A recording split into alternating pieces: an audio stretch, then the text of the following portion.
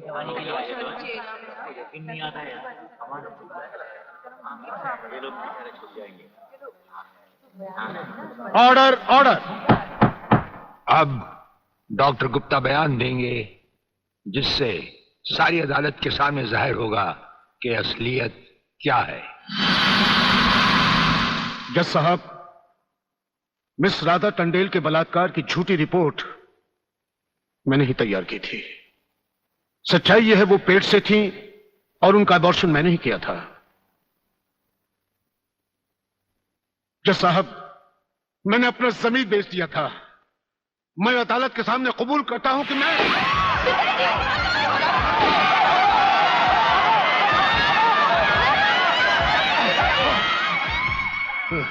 बेटे, जज साहब, रिश्वत लेकर वो झूठी रिपोर्ट वो मैंने ही तैयार की थी।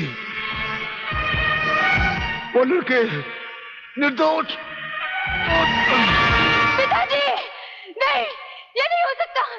पिताजी, पिताजी, पिताजी, नहीं।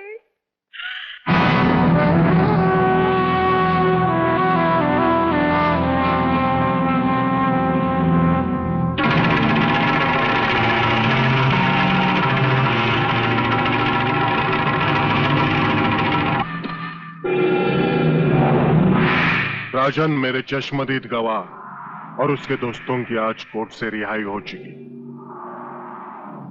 मैं चाहता हूं उन तीनों की इस दुनिया से भी रिहाई कर दो। कल ही रक्षाबंधन के दिन।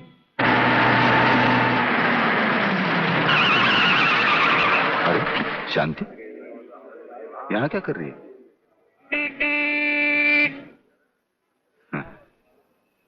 राखी? हाँ, आज नारली पूर्णिमा है ना। अरे ये राखी लेके मेरी तरफ क्यों आ रही है? हाँ?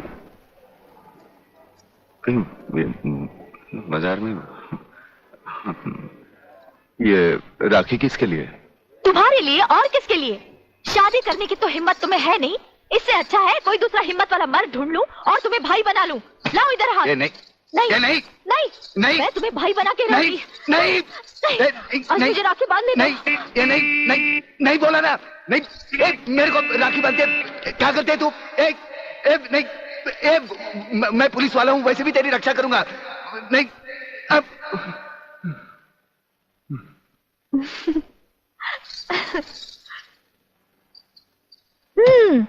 लगता है तुमने फिर कोई ख्वाब देखा है। अब तुम रोड पर भी ख्वाब देखने लगे। कहीं ऐसा तो नहीं देख रहे थे कि ये राखी मैं तुम्हें बांध रही हूँ? तुम्हें कैसे मालूम? मैं तुम्हें अच्छी तरह पहचान गई हूँ। तुम ख्वाब में कुछ भी देख सकते हो। अरे बाबा, ये राखियां मैंने अपने भाइयों के लिए खरीदी हैं, समझे? Very good, very good. जानते हो राखी के धागे में कितनी ताकत होती है? नहीं यार, माँ सच कह रही है। भाई बहन के इस पाक बंधन को तुम लोग इतना कच्चा मत समझो। अरे इसके धागे में तो वो ताकत है जो 7 समुद्र पार भी भाई की रक्षा करता है। ये सब कहने की बातें अली, सब कहने की बातें। मेरा तो भगवान पर से भी विश्वास उठ गया। और फिर ये तो एक राखी है, रेशम का तार है और कुछ भी नहीं।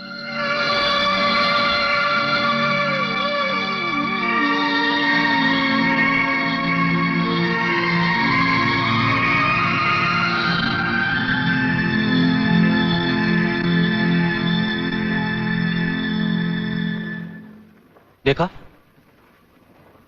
रुला दिया ना मेरी बहन को, और वो भी आज के दिन।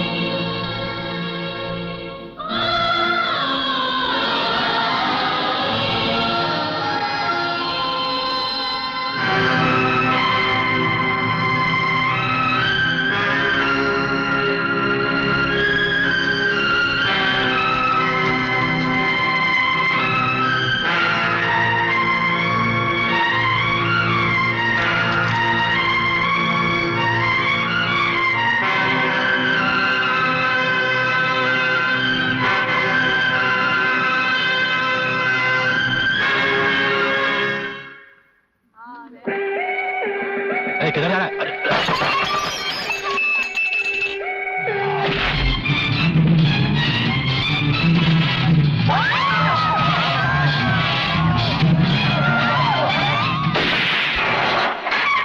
प्रलयनाथ, प्रलयनाथ, प्रलयनाथ, प्रलयनाथ।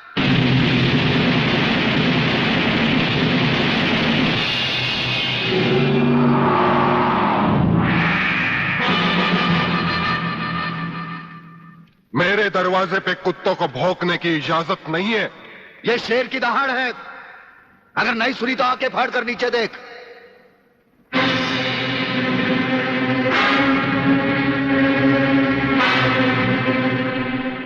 इंस्पेक्टर वागले तो अपने आप को समझता क्या है? तेरे जैसे पता नहीं कितनी खाकी वर्दी वाले हमारी घर की चौकीदारी करते हैं। नौकरी करता है 1500 रुपए की और बात करता है प्रलयनाथ से। यही 1500 की नौकरी करने वाला एक दिन तुझे 150 का कफन पहनाएगा प्रलयनाथ।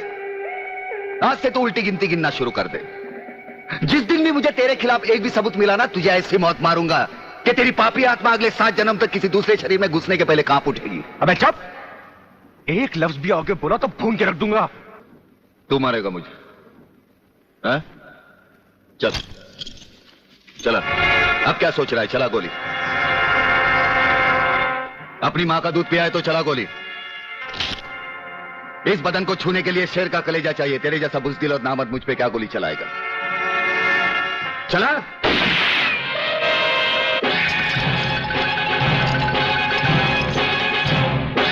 पुलिस अफसर पर गोली चलाने के जुर्म में मैं तुझे गिरफ्तार करता हूं। प्रलयनाथ जरा भी हिले तो इसकी खोपड़ी खोल दूंगा।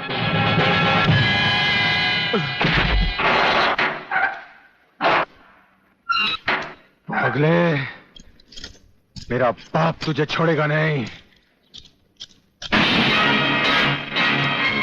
आखिर तुमने वही किया जो हम नहीं चाहते थे। आज तक एक बात मेरी समझ में नहीं आई। आखिर आप चाहते क्या है?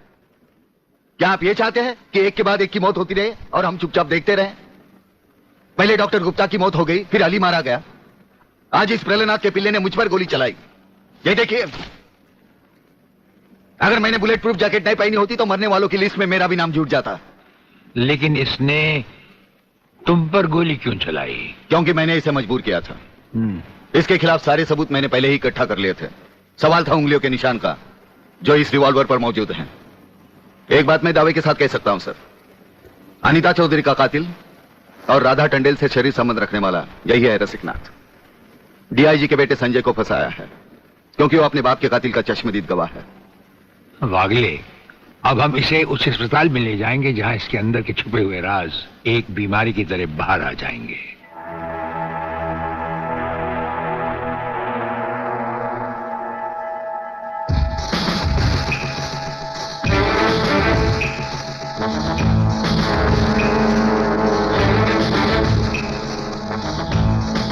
जो दुश्मन यहां बांधा गया, समझो उसकी अर्थी उठ गई। हमारा ये हथियार आग उगलता है। जो कुछ हमने पूछा, अगर उसका जवाब तुमने सच सच नहीं दिया तो ये हथियार तुम्हें जला डालेगा।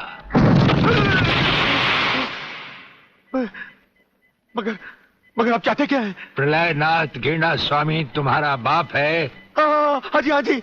और अब वही इस देश को खत्म करने की तैयारियां कर रहा है। हाँ जी बिल्कुल। हाँ, मुझे माफ कर दो, मुझे जाने दो। नहीं नहीं नहीं, मैं बताता हूँ, मैं सब बताता हूँ। मेरे बाप का अगला प्लान क्या है? मुझे छोड़ दो। हाँ, मुझे मेरे बाप से कोई लेना देना नहीं है। मैं तो उसको जानता भी नहीं हूँ। मेरे बाप का अगला प्लान है कि प्रोफेसर खुराना को किडनैप करने वाला है। फ्रेंड्स, मिसाइल की सबसे इंपॉर्टेंट चीज है ये, इसे मिसाइल फ्यूज कंडक्टर कहते हैं।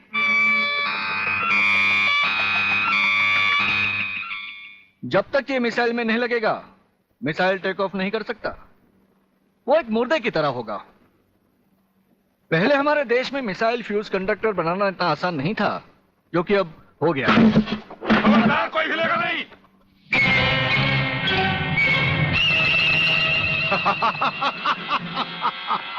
कौन हो तुम? सवाल मत करो, सिर्फ काम की बात सुनो।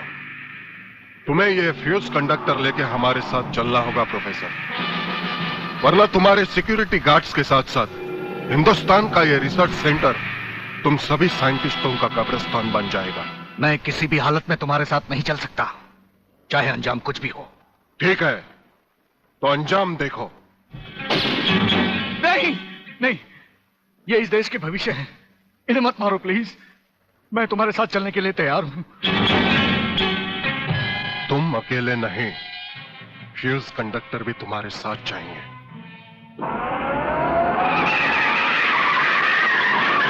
रुको डैडी, डैडी रुको। डैडी, ये बहुत खतरनाक लोग हैं, मुझे बचा लो डैडी, जल्दी जल्दी जल्दी।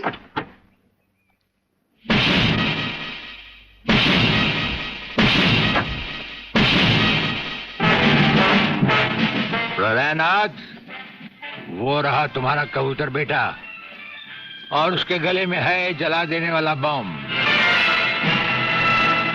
उसका रिमोट कंट्रोल हमारे हाथ में है। अगर तुमने एक कदम भी आगे बढ़ाया तो उसे जलाकर राख कर दिया जाएगा।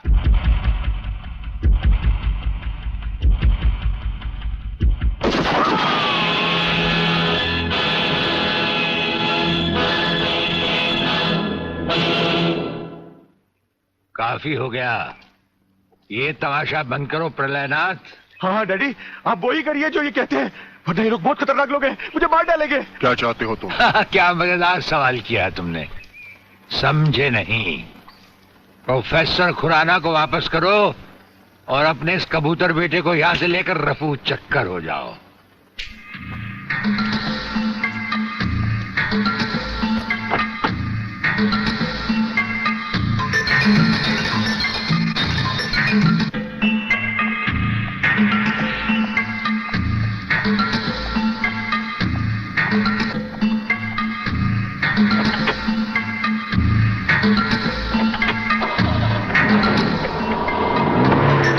ब्रिगेडियर, वो फ्यूज कंडक्टर आप नहीं जानते? हम सब कुछ जानते हैं professor.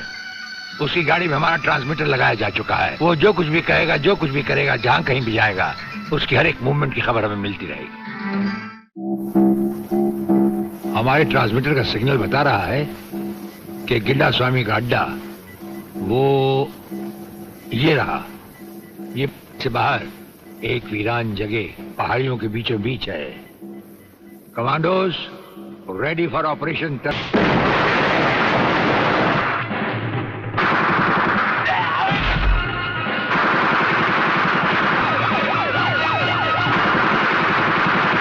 Underground guards ready for attack.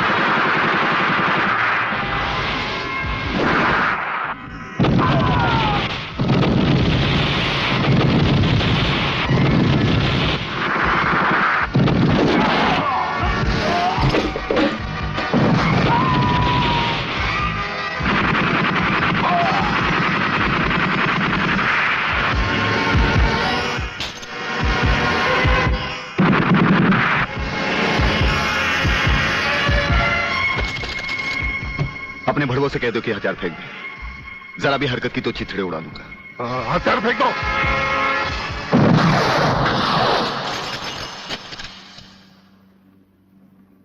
हम तो समझे थे कि तुम जंगबाजों की तरह जंग लड़ोगे, लेकिन तुम तो एक घटिया किस्म के भगौड़े प्यादे निकले। अधूरे में ही हथियार डाल दिए। प्रलयनाथ कभी कोई जंग अधूरी नहीं लड़ता ब्रिगेडियर।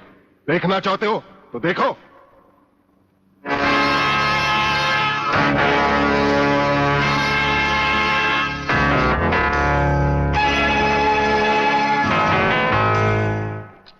देखा वागले, अब हथियार नीचे डालने की बारी तुम्हारी है।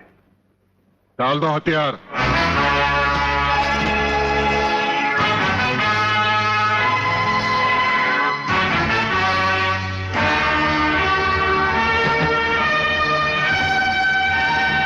ब्रिगेडियर, हथियार नीचे डाल दो।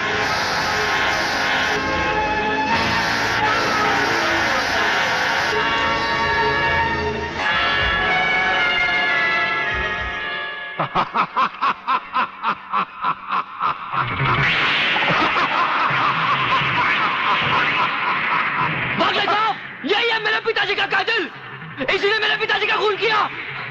यही है कातिल। बागले साहब, मत छोड़ना इसे। हाँ हाँ, मैं हूं तेरे पिता का कातिल, और आज तुम सबका कत्ल भी मेरे हाथों से ही होगा। बागले, तुम्हारी गर्मी को ठंडा करने का सामान भी मैं साथ लाया हूं, वो देखो।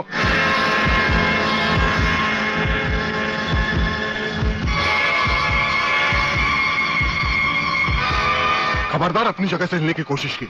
एक ही बटन दबाऊंगा, सबको राख कर दूंगा। अगर देखना चाहते हो तो ये देखो।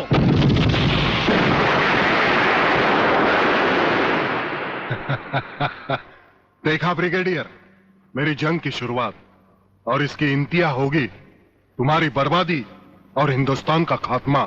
हिंदुस्तान का खात्मा? हिंदुस्तान का खात्मा तो सदियों से कोई नहीं कर सका। वो तो एक ख्वाब ही रहा जो न कभी पूरा हुआ था और न कभी होगा।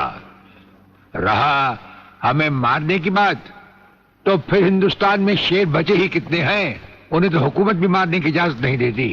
और फिर तुम जैसे गेंडे की शक्ल की औकात ही क्या? मेरी औकात का पता तो तुम्हें आज ही चलेगा ब्रिगेडियर। मैं भी देखता हूं इन शेर के जबड़ों में कितने दांत हैं।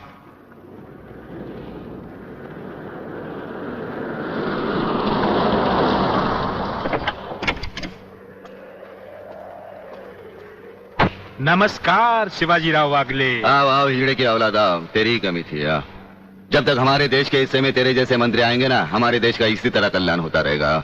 नमस्ते। वाह प्राणनाथ जी वाह, क्या खूब मिलाई है इन दो देशभक्तों की जोड़ी, जो आज देश के नाम पर एक साथ शहीद हो जाएंगे। कई शहीद होते आए हैं और कई शहीद होते रहेंगे अपनी धरती मां को बचाने के लिए। लेकिन तुम जैसे लोग जो अपने आप को ही नहीं, अपनी मां को भी दौलत की खातिर बेचते आए हैं, और उनका अंजाम एक गुमनाम लाश की तरह होगा जिसे गिद्ध और चीले नोच नोच कर खा जाएंगे। नोच नोच कर तो हमारे आदमी तुम्हें खाएंगे।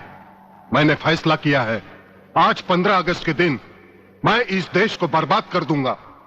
आज वो दिन हमारे और तुम्हारे सामने है। ध्वजारोहण को अब सिर्फ 24 मिनट बाकी है, और 25वें मिनट में क्या होगा वो तुम सब अपनी आंखों से देखना। प्रलय 1 आउट, रेडी फॉर टारगेट।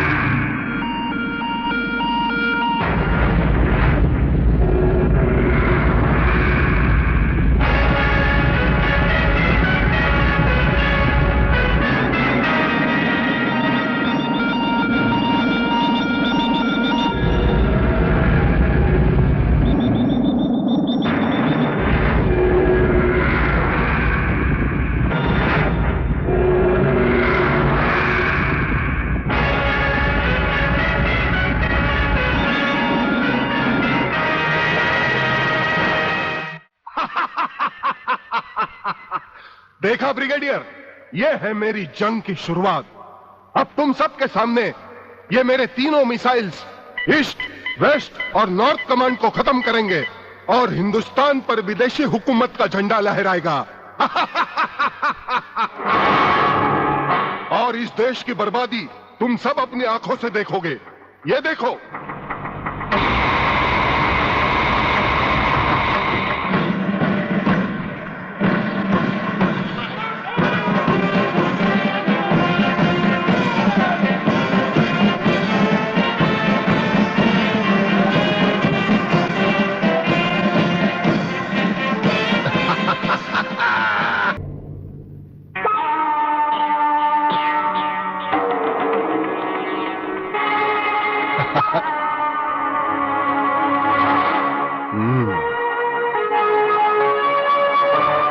खड़े हो बारूद के ढेर पर और पी रहे हो पाइप। तुम्हारे जलवे में कोई कमी नहीं आई ब्रिगेडियर। तुम दोनों में से कोई भी अपनी जगह से हिला तो दोनों कैबिन रिमोट कंट्रोल से उड़ा दूंगा। खबरदार हिलो नहीं, भून कर रख दूंगा।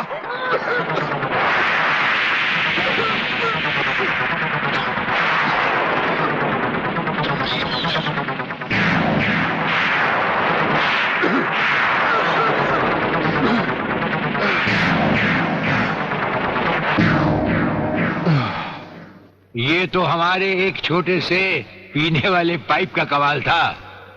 अगर कहीं भूले से हमारे इस रुमाल को हाथ लगा बैठते तो जलकर राख हो जाते गेंडा स्वामी।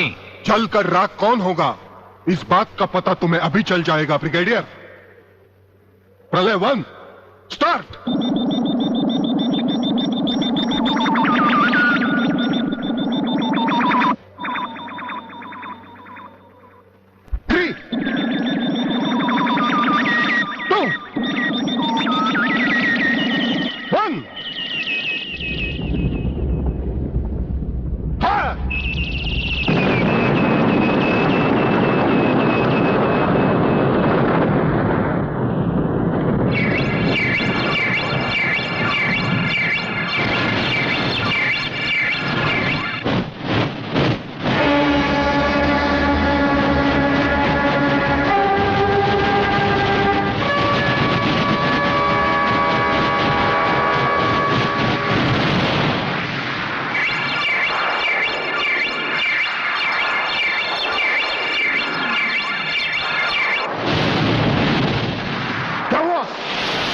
तीसरा सब मिसाइल चालू कर दो।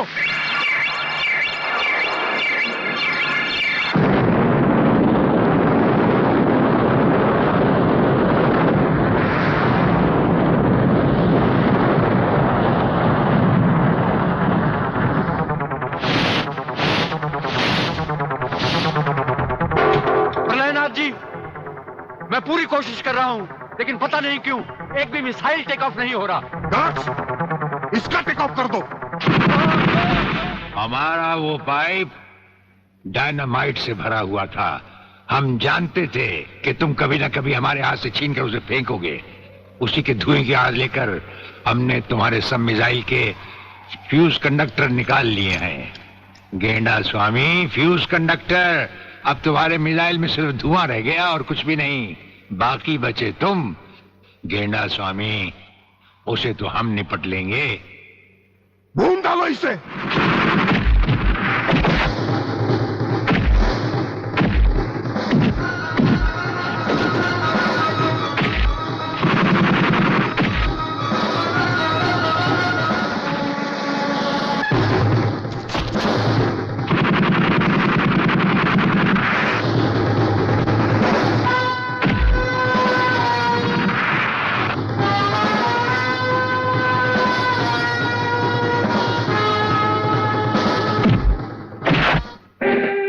मैं शिवाजीराव बागले, मराठा मरता है या मारता है। याद है मैंने तुझे एक दिन कहा था यही 1500 की नौकरी करने वाला एक दिन तुझे 150 का कफन पहनाएगा।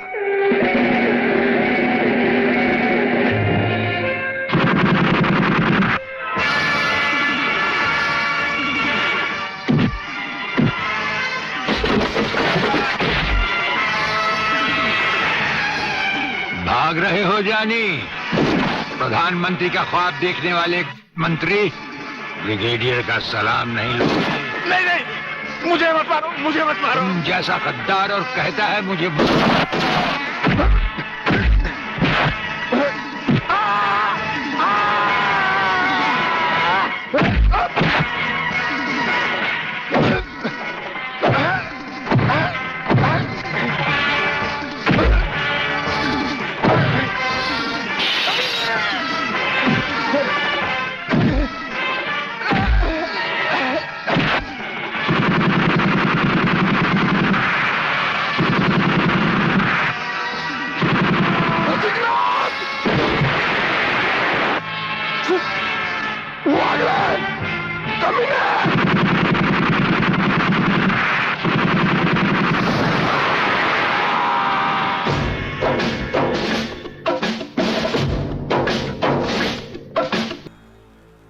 Wish you good luck sir. लेकिन जनाब, आप इतने छोटे से हवाई जहाज में भारत जा रहे हैं, क्या ये आपकी शान के खिलाफ नहीं? जब भारत के वजीर आजम बस में आ सकते हैं तो क्या मैं छोटे प्लेन में नहीं जा सकता? मुल्क का सही रहनुमा, सही लीडर वही होता है जो अपने मुल्क का पैसा बचाए। आइए सर, प्लीज। जनाब, भारत से आपके लिए फोन।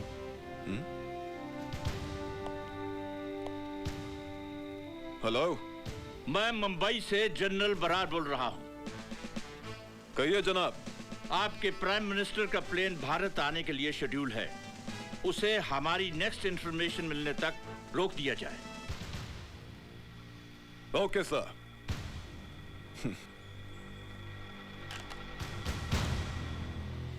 अब तो हमारे वजीर आजम साहब उड़कर ही रहेंगे।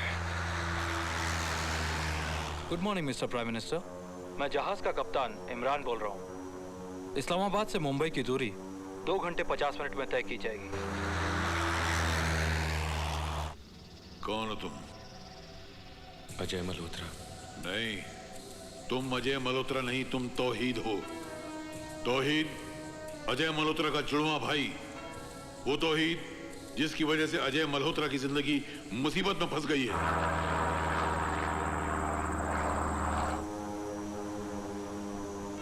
और अब तुम सितारों में घूम रहे हो। सितारों में चारों तरफ सितारे हैं। You are moving with the stars. कहां हो तुम? सितारों के बीच।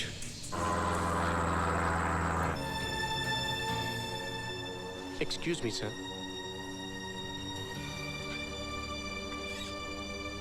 हाय, how are you Imran? I am fine, how are you? कैसे हो? फाइन। और क्या कर रहे हो आजकल? बस यार, आजकल पीएम साहब के साथ हूँ। That's very good. और अबू कैसे हैं? फर्स्ट क्लास है।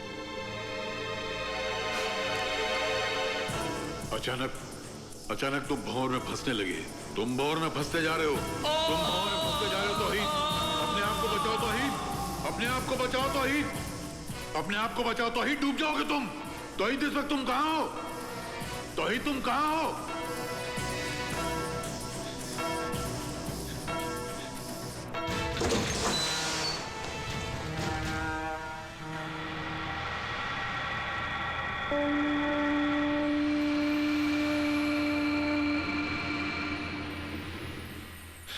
इस वक्त मैं डॉक्स में हूं। सर, डॉक्टर दस्तूर ने पता लगा लिया है कि तौहीद इस वक्त डॉकयार्ड में है। आई सी। देखो, शर्मा को डॉक्स में भेज दो और तुम सीधा एयरपोर्ट चले आओ। Sir. SOS Mayday. This is flight 490. Flight 490. SOS Mayday. Mayday. लगता है हम सारे कंट्रोल्स खो चुके हैं। अब क्या करें सर? हम लोग आधा रास्ता तो पार कर ही चुके हैं। I think let's proceed towards Mumbai. Okay.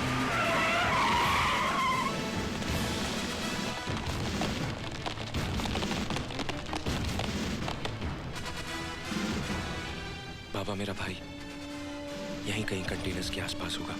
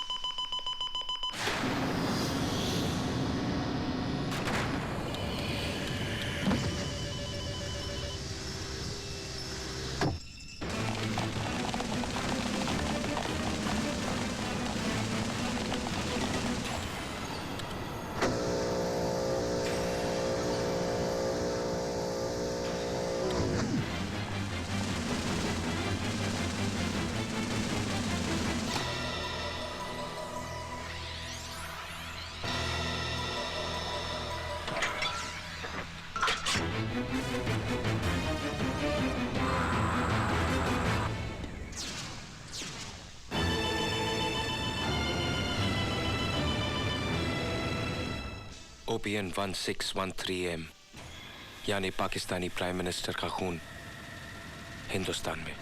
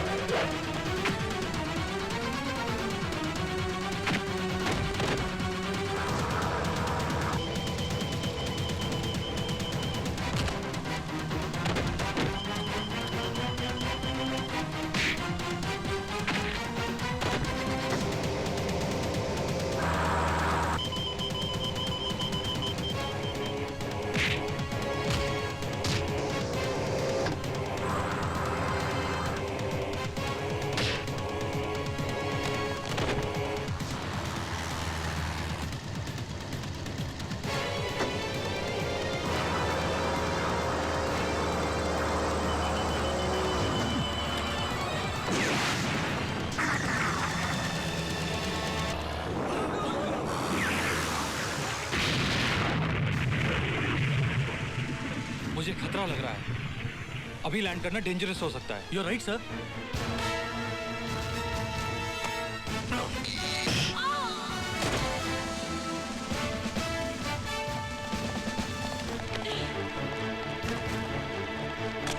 नहीं बेटे नहीं, नहीं भैया,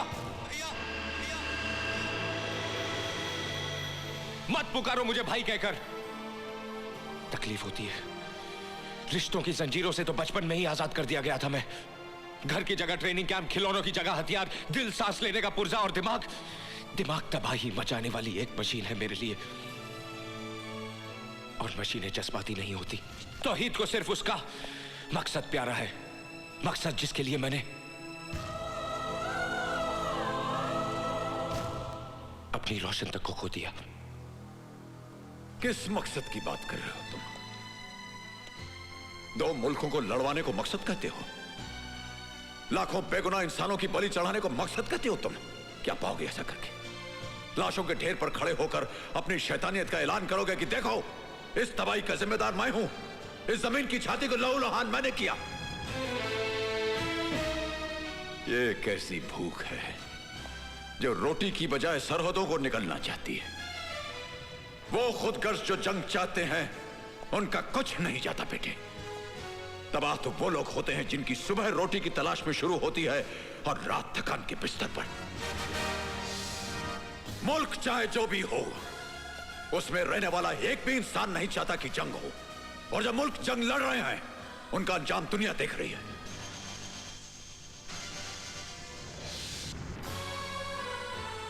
उनकी जमीनों पर अनाज नहीं, भूख उगती है। दरख्तों पर फल नहीं, बारूद की धूल मिलती है।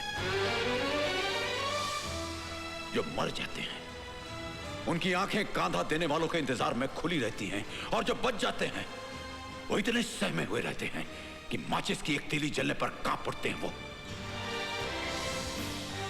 अगर मकसद की बात करते हो तो रोको उन आर्यों को जो इंसानियत की जड़ें काट रही हैं, और काट डालो उन हाथों को जो मौत का सामान बांट रहे हैं। भाई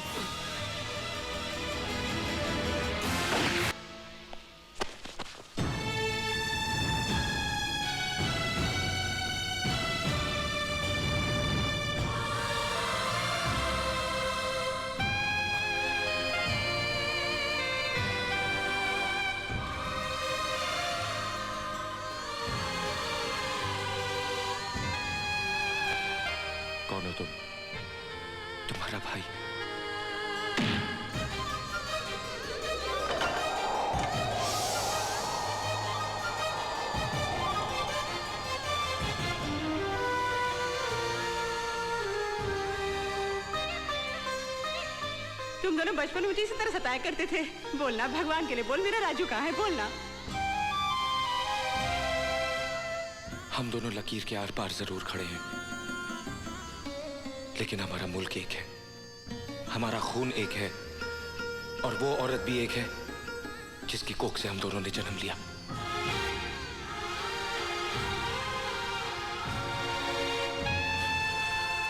ये खून मेरे जिस्म से पहले क्यों नहीं बहा? कम से कम तुम मुझे अपने सीने से तो लगा लेते। तौहीद!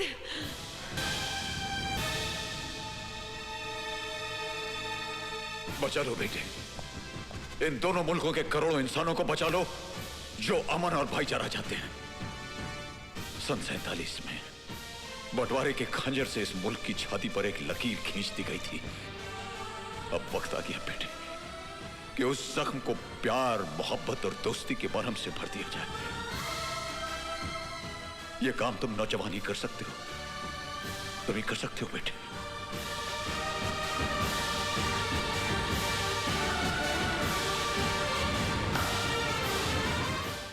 क्या कह रहे हो शर्मा?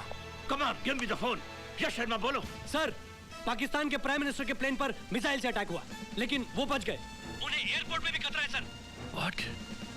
हमारे क्लियरेंस के बिना प्राइम मिनिस्टर का प्लेन भारत आया कैसे? गुल अफगान। जनाब,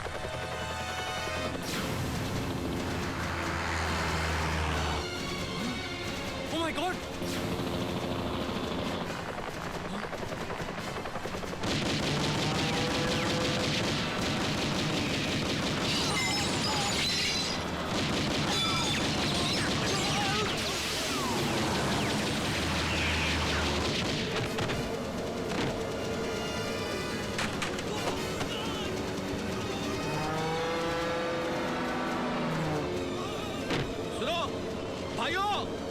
भाइयों, आप भी सीट बेल्ट पहन लो।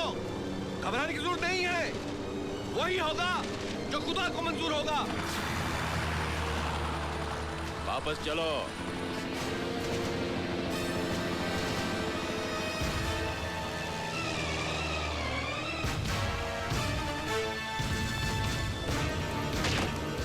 वज़ीर आज़म साहब, आपकी मौत तय है।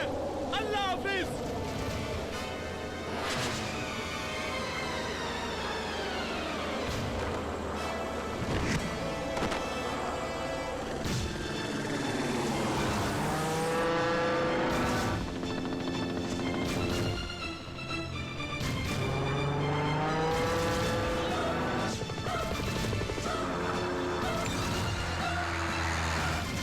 थोड़ा नीचे।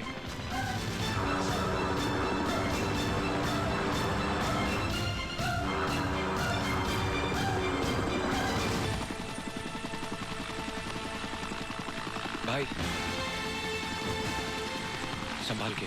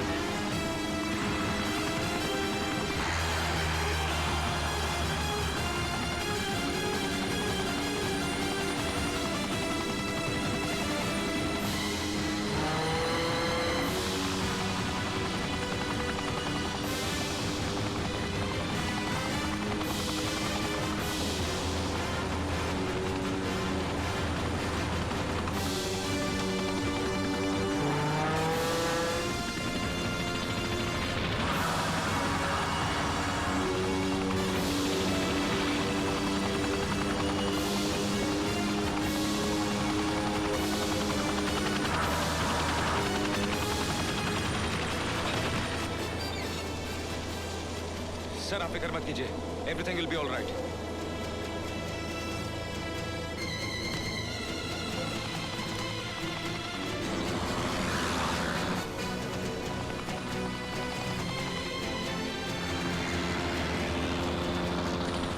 Ajay, headphones, headphones. वजीर आजम के साथ ओल्ड मुंबई एयर स्ट्रिप पे लैंड करेंगे। You can hear me Ajay? Gulab Khan, gulab Khan. What happened sir? वजीर आजम को लगता है तौहीद और अजय ने बचा लिया है। किल देम खुशबू लगा के। जो हुक्म जनाब। Commandos attack.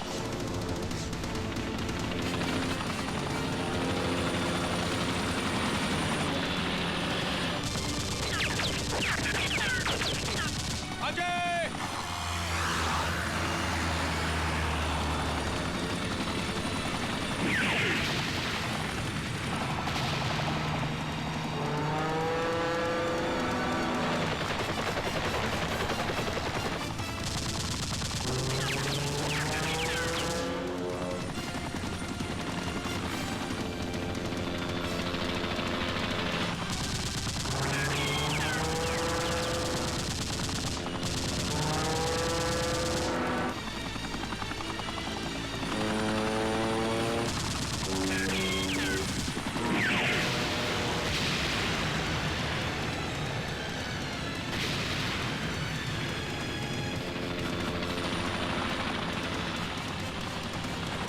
वापस चलो, नहीं तो मारे जाएंगे हम सब।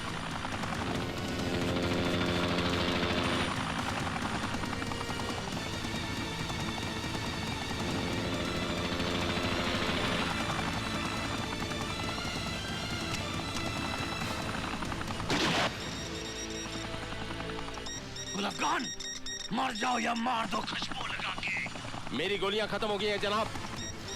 हेलीकॉप्टर लेकर प्लेन में घुस जाओ। जाओ। Let's go back.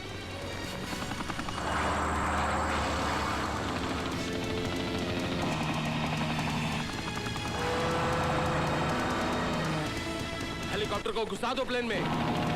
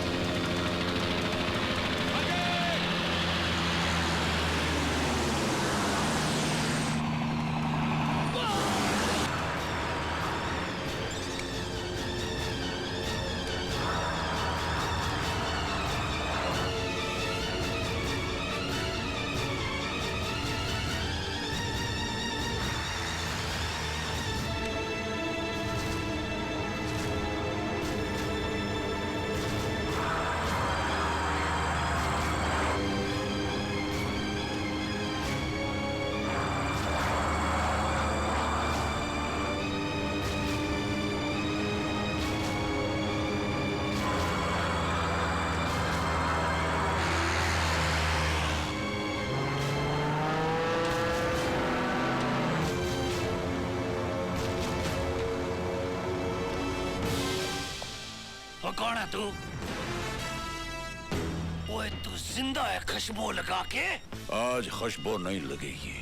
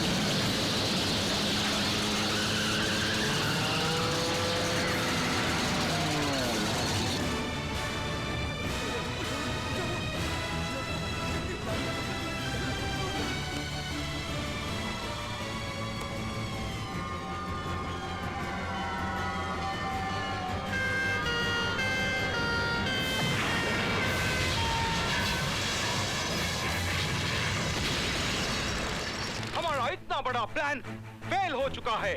तुम्हारे तौहीद ने धोखा दिया।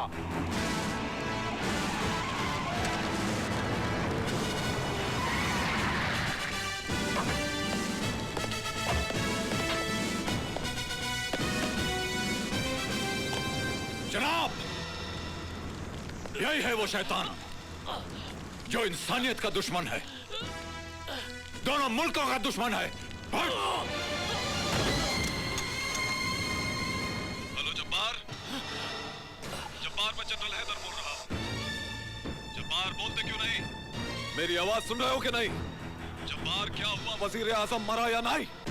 वजीर आजम मरा या नहीं? जब्बार, जब्बार जवाब दो।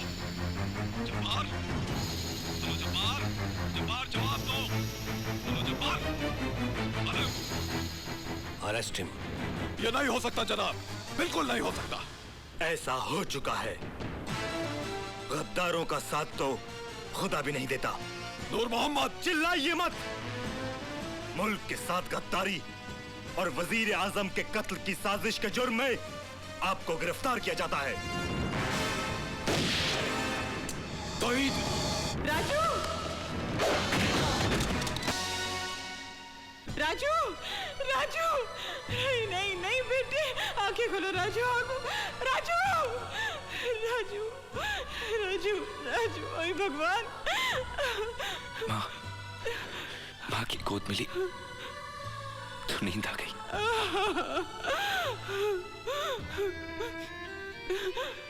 माँ, जब तो भाई माँ की कोख में एक साथ रह सकते हैं, पल सकते हैं, तो फिर इस धरती की गोद में आकर वो एक दूसरे के दुश्मन क्यों बन जाते हैं? इसका जवाब तो भगवान के पास भी नहीं है बेटे, भगवान के पास भी नहीं है बेटे।